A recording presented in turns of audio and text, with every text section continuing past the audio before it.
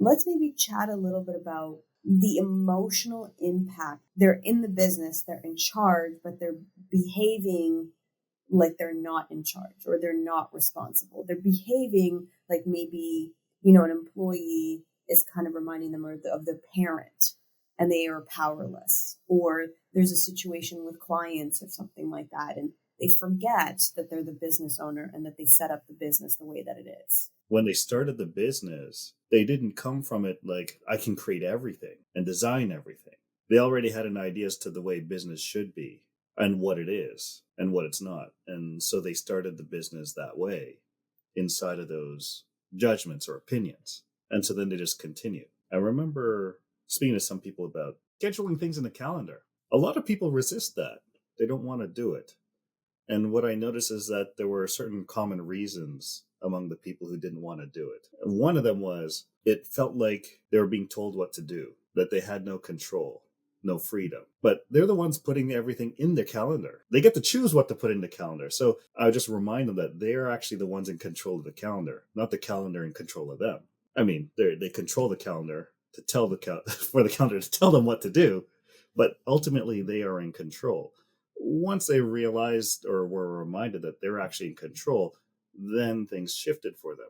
The other resistance to scheduling in a calendar was that there's no spontaneity. Again, it's a version of control or freedom. So once they were told that, well, they can allocate as much time as they choose to spontaneity.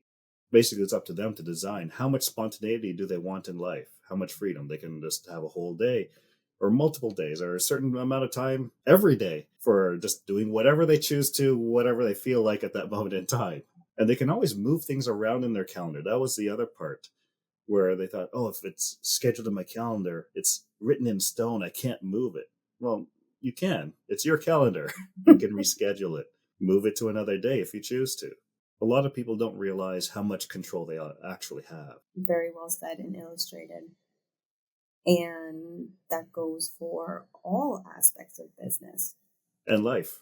You're in charge of your life. And you can have any opinions, judgments, or thoughts you may have. And whatever judgment you may have of other people applies to you. So that's the joke of this life, the way it's designed. You can have any opinion, judgments you want to have. Then you're bound by it. What we do is we like to be free, and then we want other people to be not free. And then what ends up happening is you end up being not free because your boundaries now it ties you. And then you get upset because you created it. It's easier to have causality live outside of yourself. Then you can still blame people. But same thing for us with business, because you go, it should be this way. And then if you build it other way, you go, I built it this way because you cannot just go, because I wanted to. Because I built this way because I wanted a conflict, because I want to have issues.